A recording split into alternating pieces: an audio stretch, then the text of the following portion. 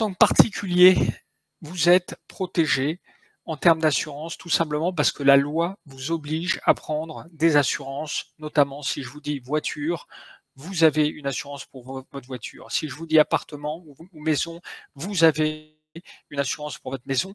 C'est la loi, c'est obligatoire. Donc, en tant que particulier, vous êtes protégé, que vous le vouliez ou non.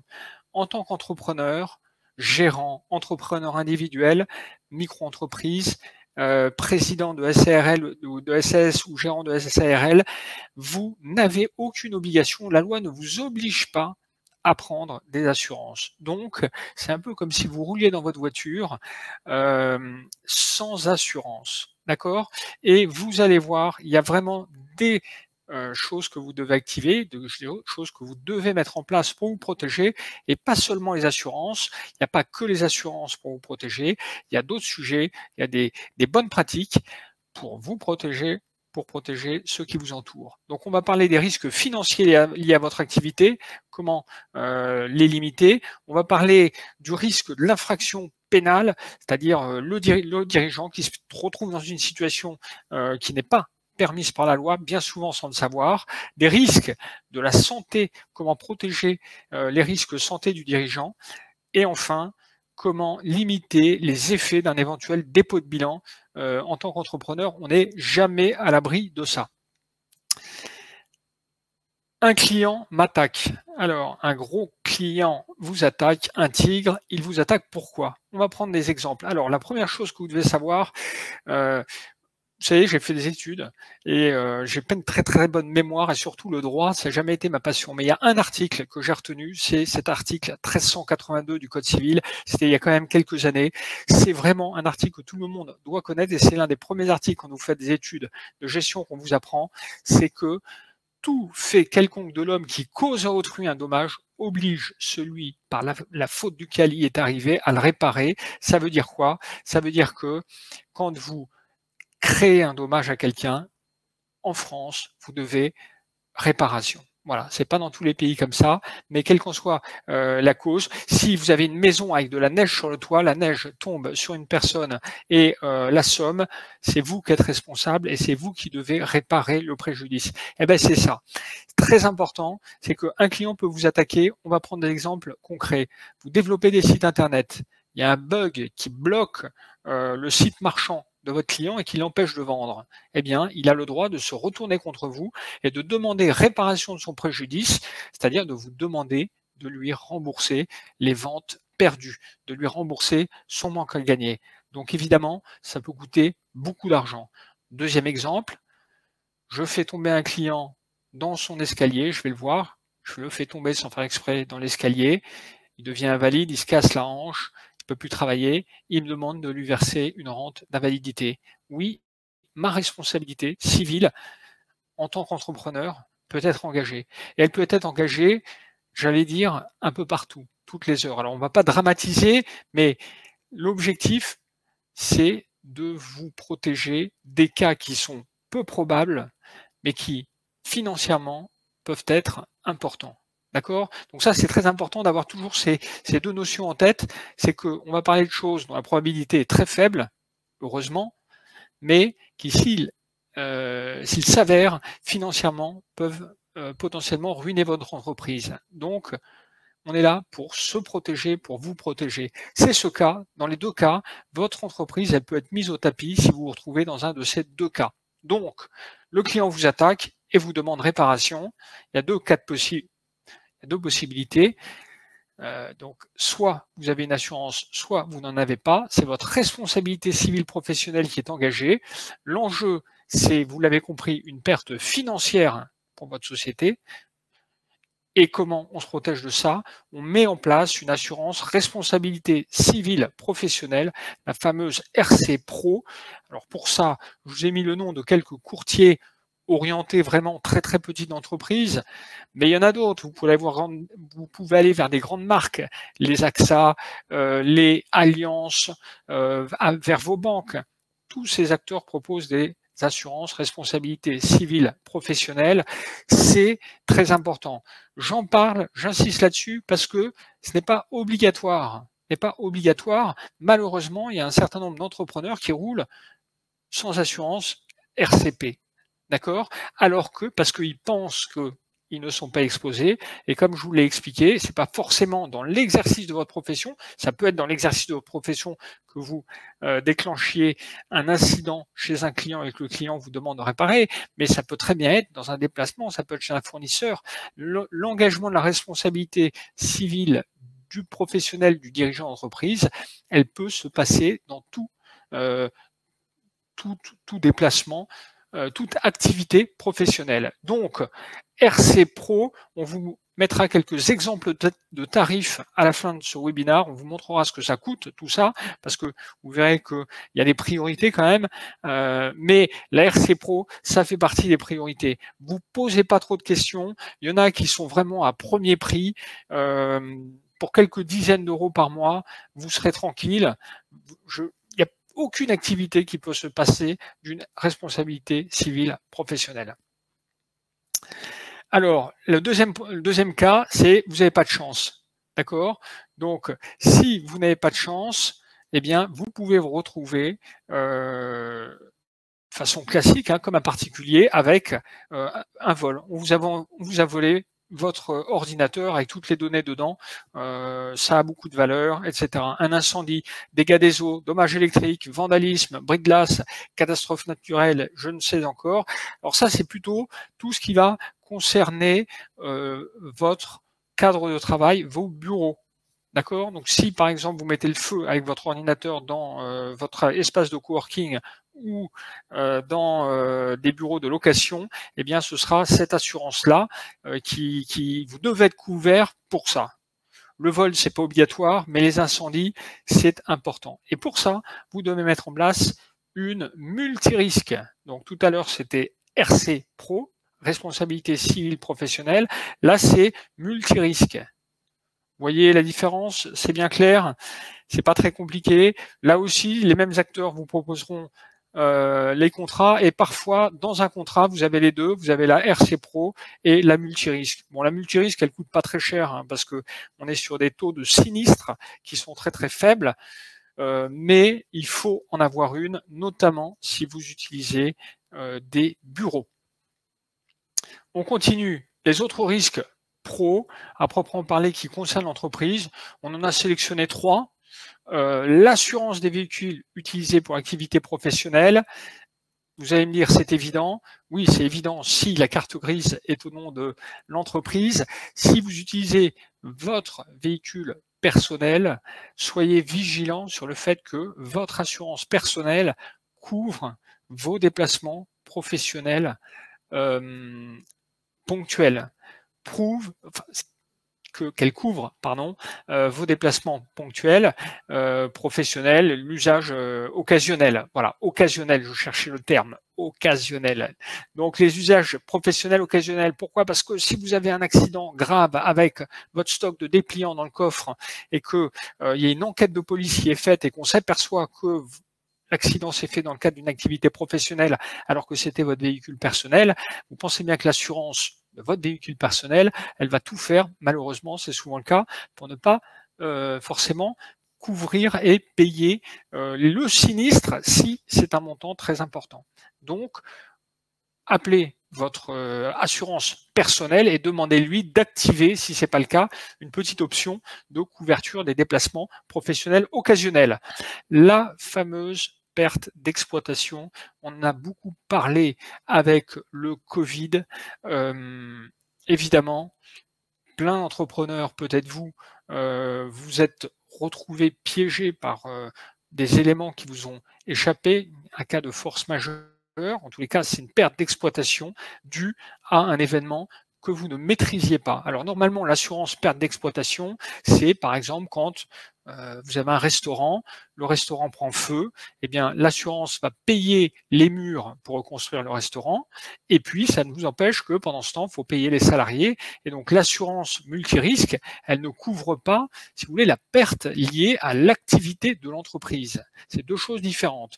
Donc la perte d'exploitation, il y a assez peu d'entrepreneurs qui le prennent, parce que c'est très très coûteux, ça coûte beaucoup d'argent, parce que c'est fait pour couvrir, c'est un peu entre guillemets un luxe que C'était un luxe que prenaient un certain nombre d'entrepreneurs jusqu'à présent, parce que c'est très très peu activé, c'est très rare, hein. C'était surtout dans les cas d'incendie, un complément pour pouvoir couvrir tous les frais de fonctionnement, le temps que la société se remette en ordre.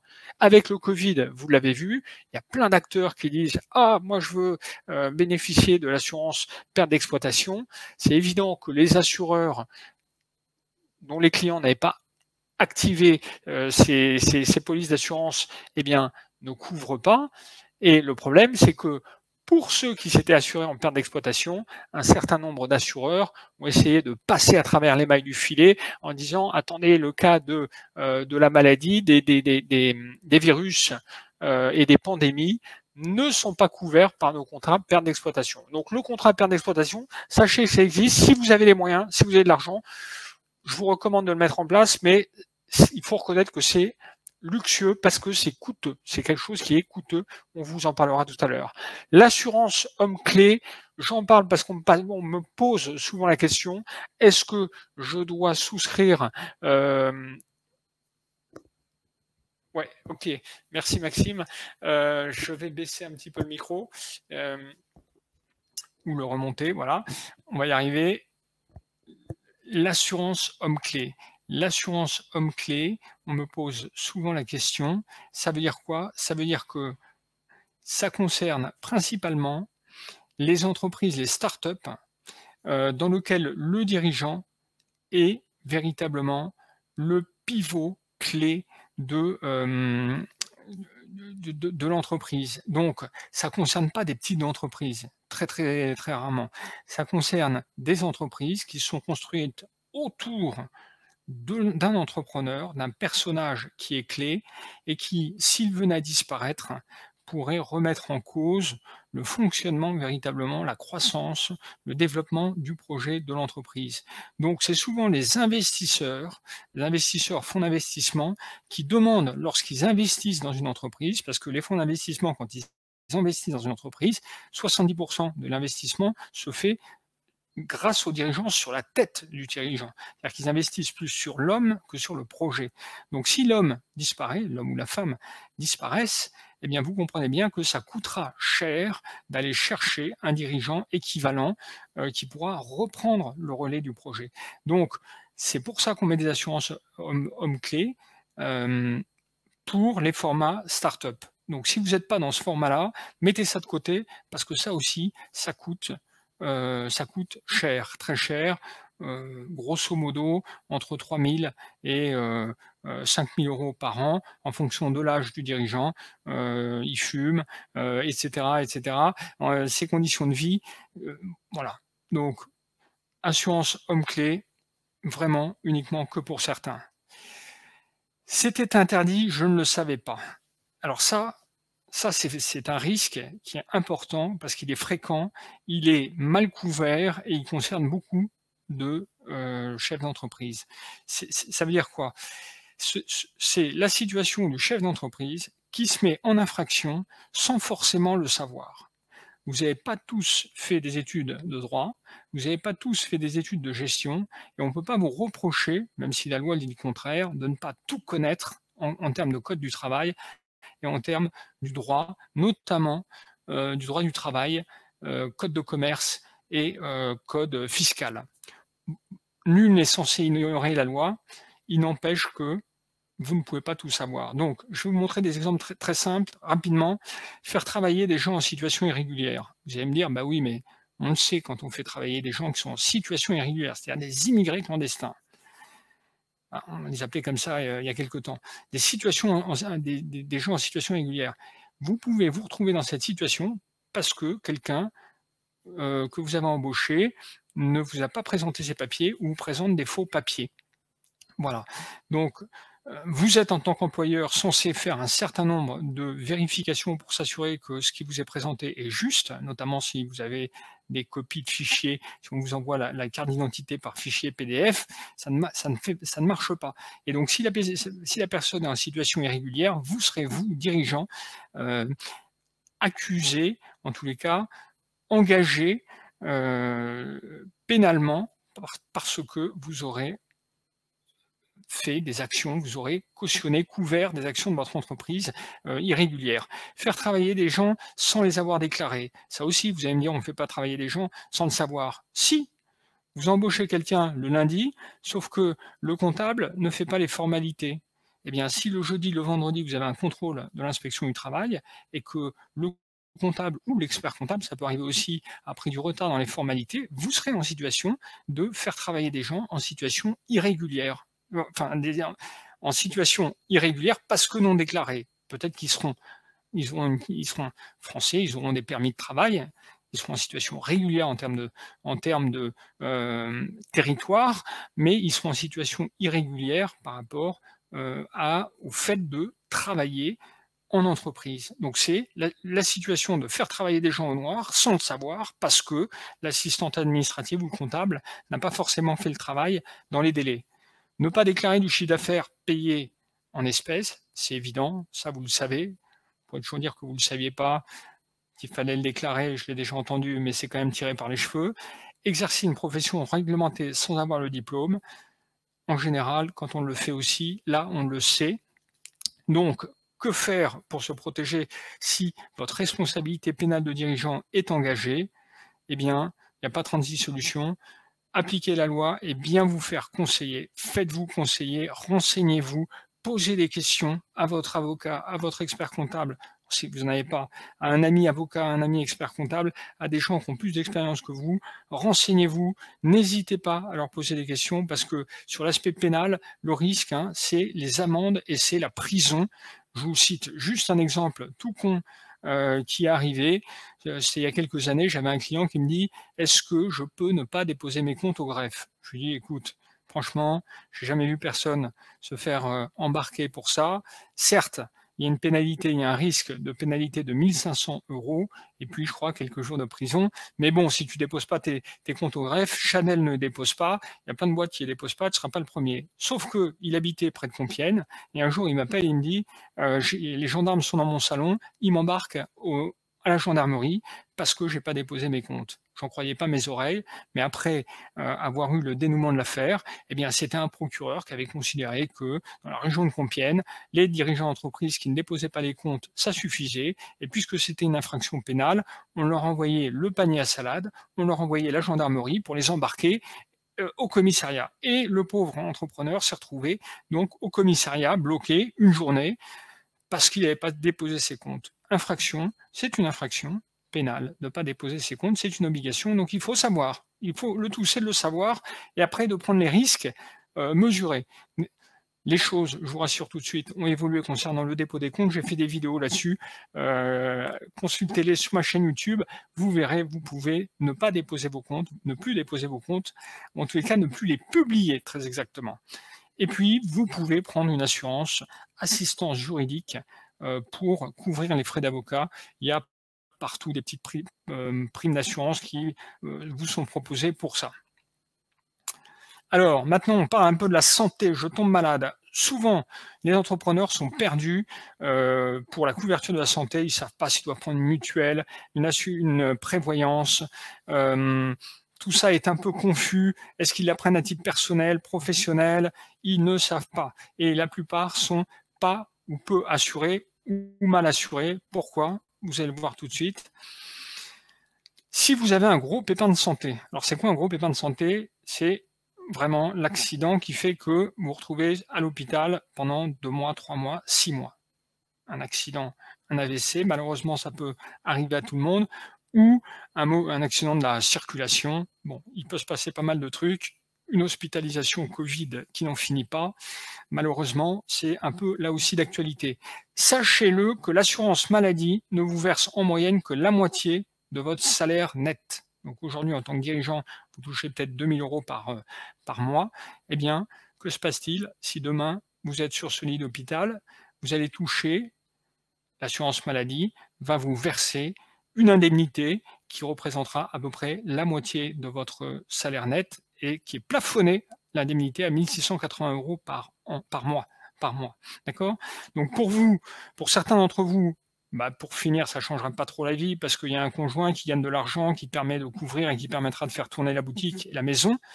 Pour d'autres, ça risque d'être très compliqué. Donc si vous êtes dans ce cas-là, de vous dire: «Non mais attendez, moi avec le loyer, plus, les enfants, la nourriture et cetera, je pourrais pas tenir, plus les frais d'hospitalisation», eh bien, vous devez vous préparer, vous devez mettre en place quelque chose pour couvrir un complément de rémunération si vous êtes dans cette situation-là.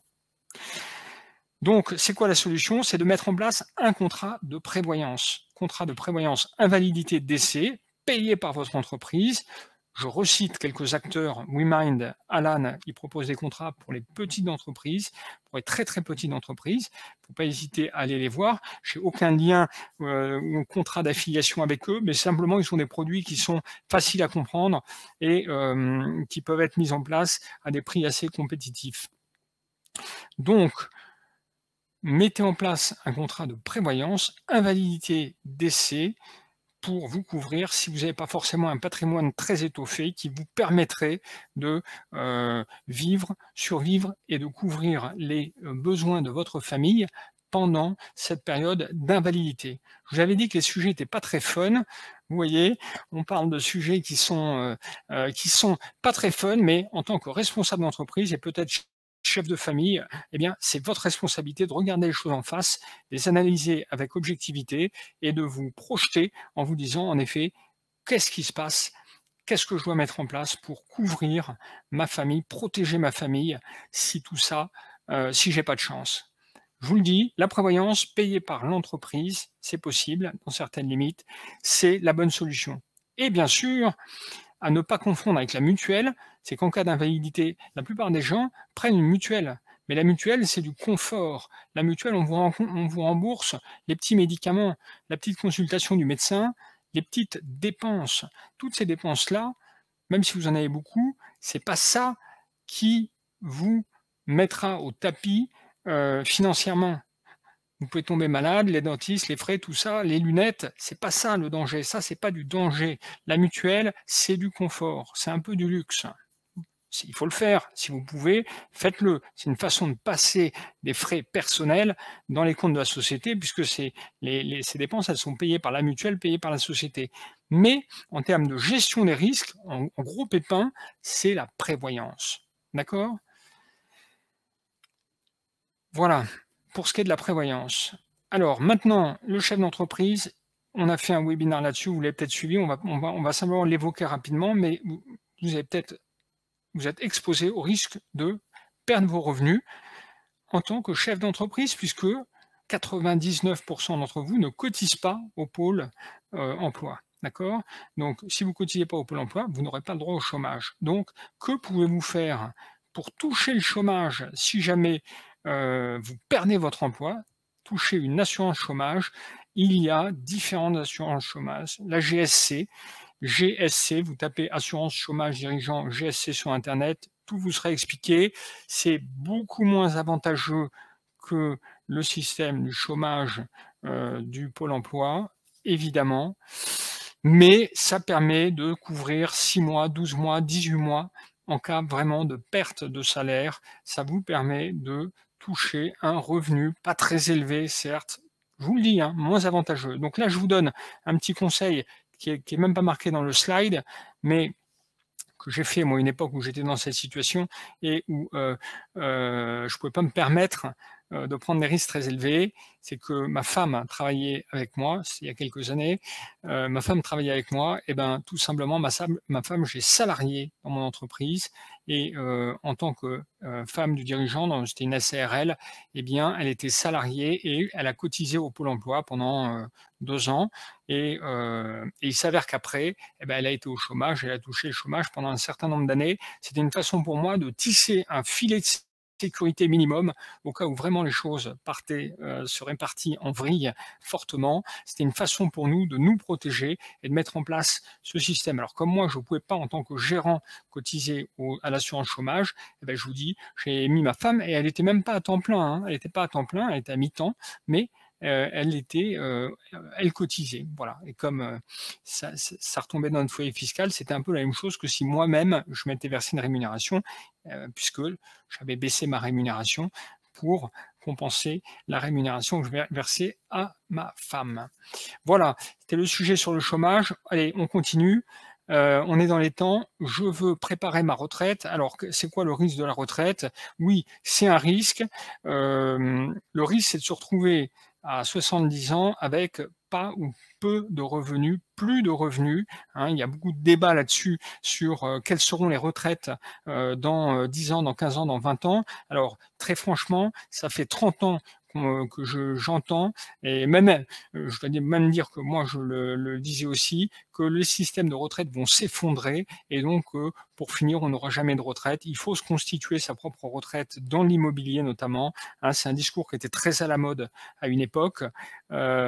Moi-même, à titre personnel, j'ai suivi cette dynamique et puis en fait, avec le recul, je vous donne une petite analyse qui a son importance, c'est que la France, qui est beaucoup critiquée sur le sur le coût de son système de retraite, il faut comprendre que notre système par répartition, si en effet il y a une crise financière mondiale, la fameuse crise financière qui doit nous arriver là incessamment sous peu sur la tête depuis 10 ans, mais je pense qu'elle va en effet arriver et qu'elle va pas tarder à arriver, si le système s'écroule et que tous les systèmes de retraite par capitalisation risquent de perdre énormément de valeur à ce moment-là.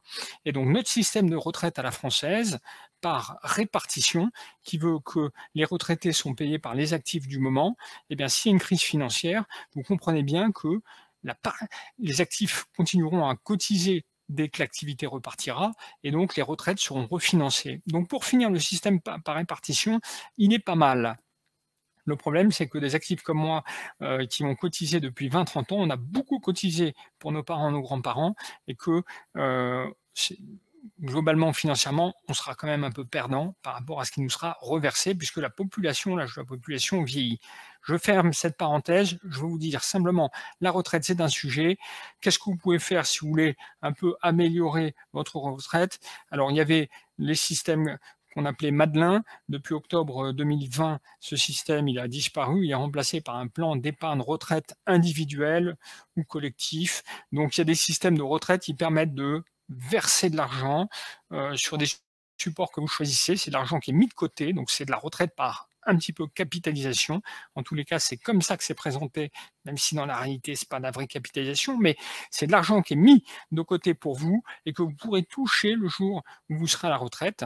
C'est déductible fiscalement quand vous le versez et ce sera imposé quand vous le récupérez, mais dans les modèles supposent que vous gagnez plus d'argent maintenant, donc vous ferez une économie d'impôt maintenant qui sera supérieure à l'impôt que vous devrez payer lorsque vous serez à la retraite. Donc pensez-y dans l'analyse de vos risques. Votre retraite. Voilà, on continue, on a presque terminé avec mes enfants tombent souvent malades. Eh bien, si vos enfants tombent souvent malades, oui, vous pouvez mettre en place une mutuelle payée par votre entreprise. Je vous le disais tout à l'heure, c'est un peu du confort. Bon, quand on a des enfants, financièrement, ça peut coûter plus cher, mais là aussi, hein, c'est un peu comme la prévoyance, c'est que vos enfants, là, ils sont couverts pour le petit bobo et pour la petite maladie, pour la petite visite du médecin. Ils ne sont pas couverts pour, si ça se complique, des choses un peu plus lourdes au niveau médical ou au niveau financier. Donc, ça peut être aussi la prévoyance. Bon, pensez à la mutuelle, c'est une façon astucieuse de passer en frais, encore une fois, des dépenses qui sont sinon personnelles. Alors, on termine avec mon entreprise risque de déposer le bilan. Bon, qu'est-ce que je dois faire vis-à-vis de ça? Alors, la première chose, c'est d'opter pour la responsabilité limitée, EIRL, SARL, SASU. Si vous avez ces statuts-là, vous le savez, vous êtes en partie protégé financièrement. Si vous êtes en micro-entreprise, vous y avez le droit.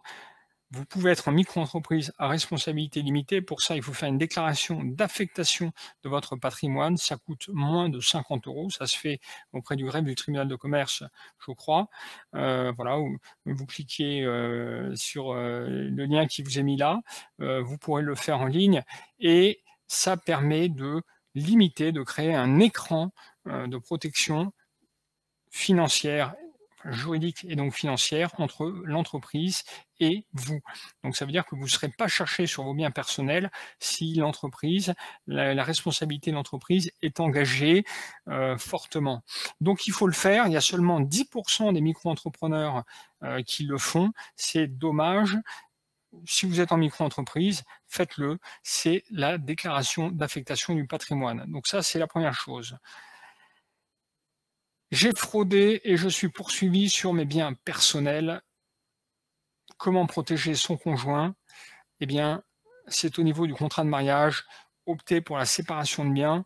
Alors, si vous êtes déjà marié, c'est assez difficile de modifier les contrats de mariage. Il y a des avocats qui vous conseilleront plus que moi, mais sachez que si vous êtes en communauté et que vous avez une activité professionnelle qui est un peu risquée, faites gaffe quand même.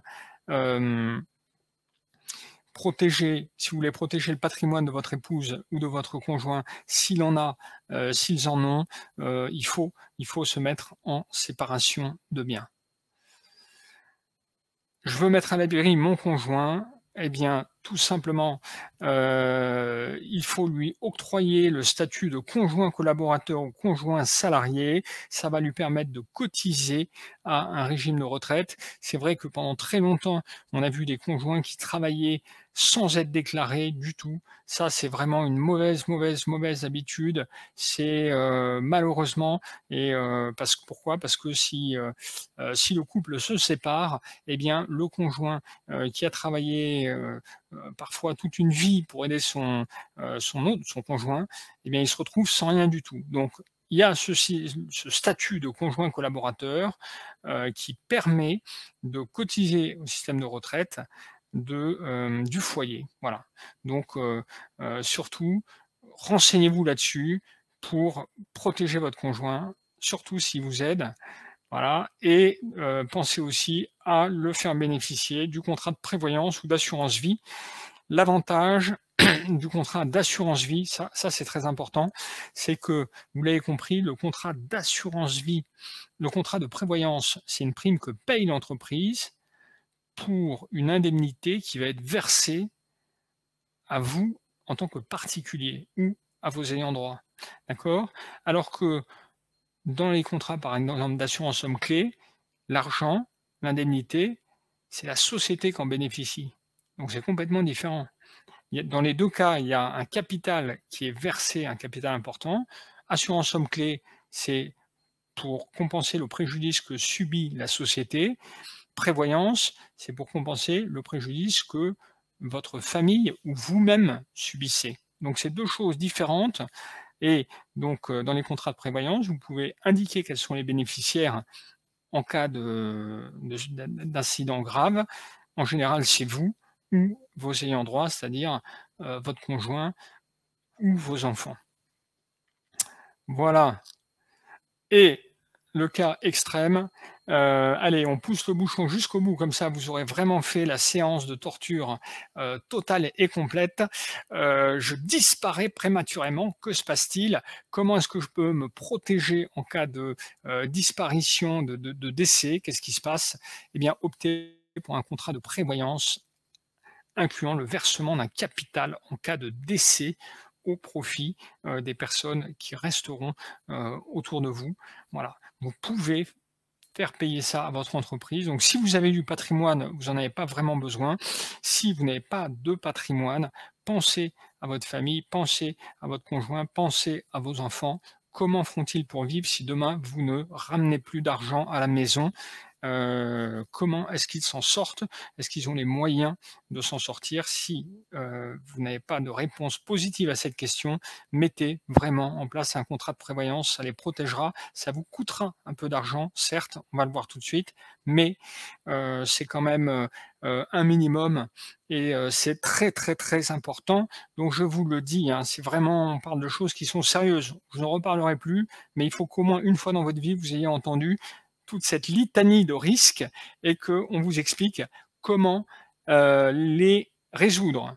Faites une capture d'écran si vous pouvez pour avoir, vous le voyez, la liste des risques et de notre recommandation. Donc, responsabilité civile, on vous recommande, moi je vous dis c'est obligatoire, je ne vous lâcherai pas si vous ne prenez pas une assurance responsabilité civile professionnelle avant ce soir, faites-le, ça peut se faire en ligne, 280 € chez EasyBlue, vous trouverez sur d'autres à peu près les mêmes prix ou plus chers. Il faut le faire. C'est vraiment votre vie, votre sécurité financière qui est en jeu. Vol, incendie, dégâts des eaux, la multirisque à partir de 250 €. Ça aussi, c'est nécessaire si vous utilisez des locaux commerciaux ou professionnels.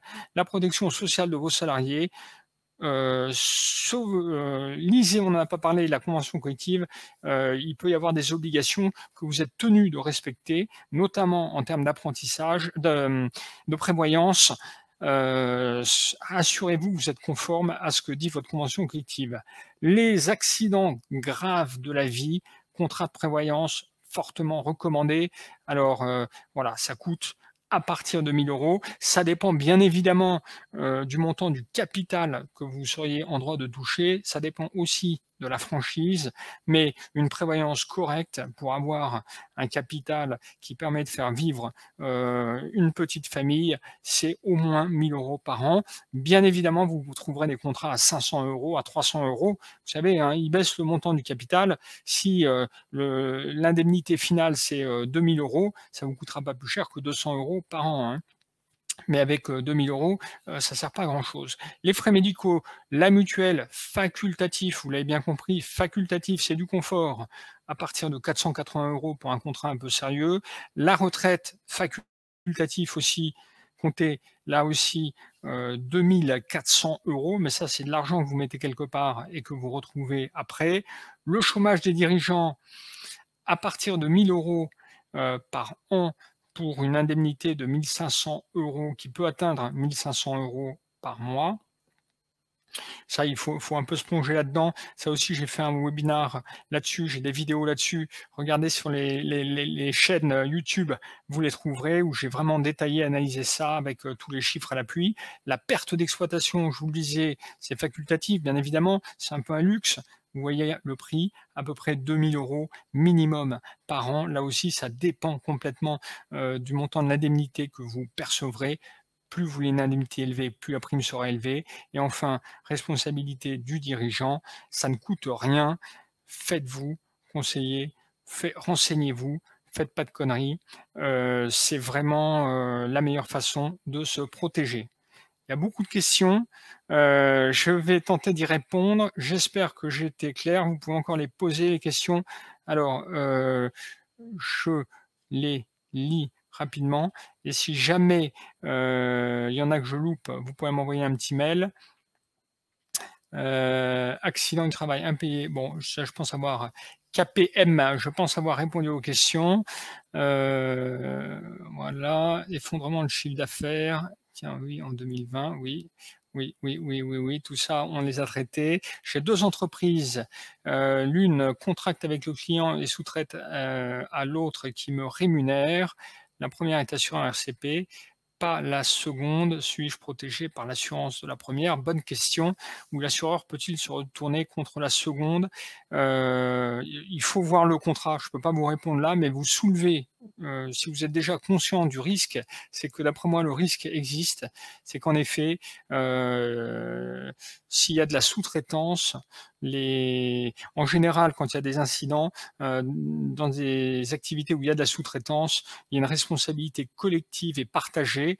Et s'il y a un des acteurs qui fait défaut, souvent le donneur d'ordre ou le client final demande à ce que la responsabilité des sous-traitants soit engagée. Donc oui, il y a des chances que si le premier niveau cède, ce soit le second niveau qui soit engagé. Alors dans votre cas, c'est un peu l'inverse, c'est-à-dire que puisque vous êtes vous avez une structure qui est en direct avec le client, si derrière vous avez une structure de sous-traitance, si la première est assurée, normalement la seconde est couverte par la première.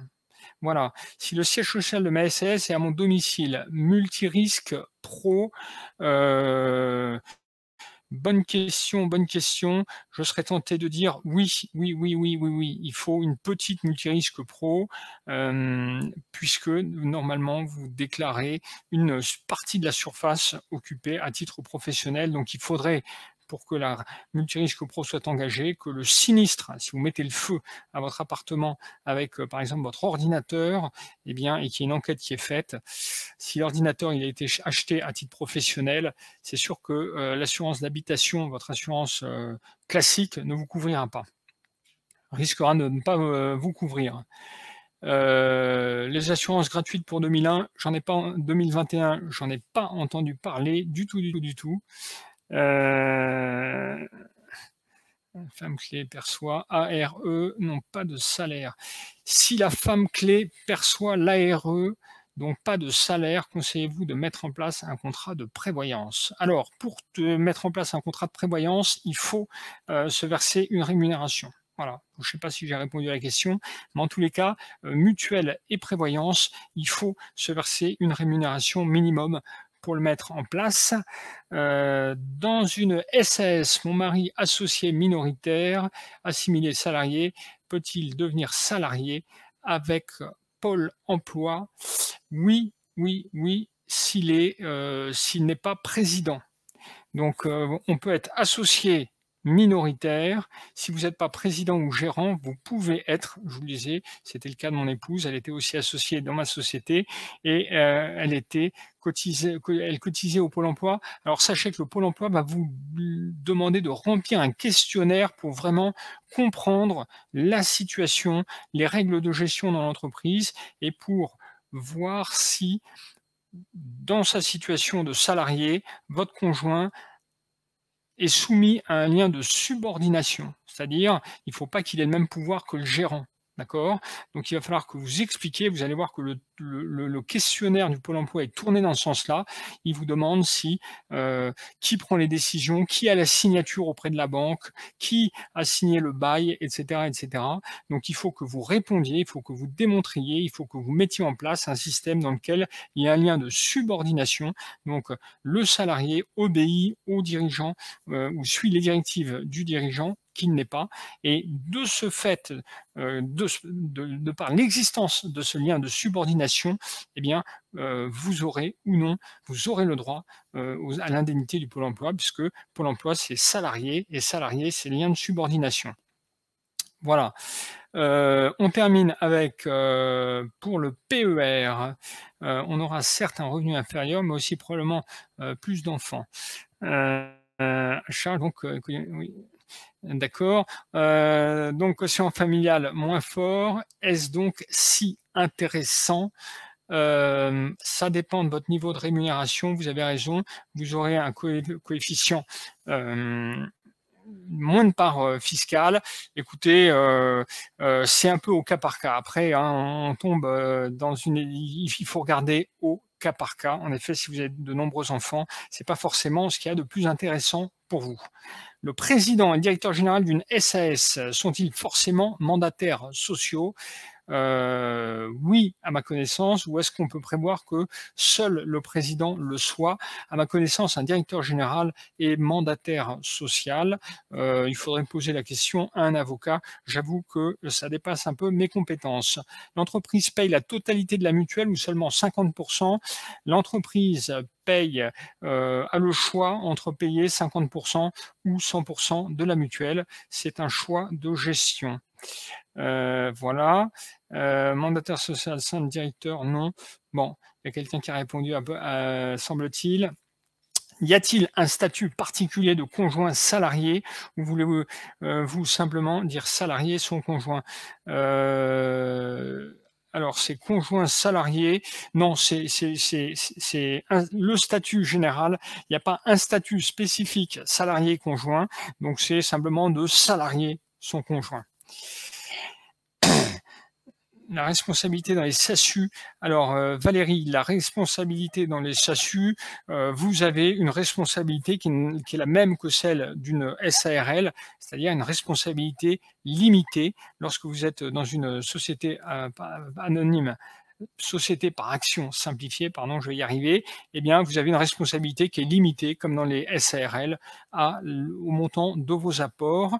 Votre responsabilité peut être engagée au-delà de vos apports, j'ai oublié de le dire ça, uniquement en cas de fraude. Voilà, si vous faites des fraudes, eh bien oui, les créanciers pourront aller vous mettre en cause votre responsabilité personnelle. Ça, c'est assez peu souvent précisé, mais pourtant, c'est une réalité dans le monde des affaires lorsqu'on a affaire à des dirigeants peu scrupuleux.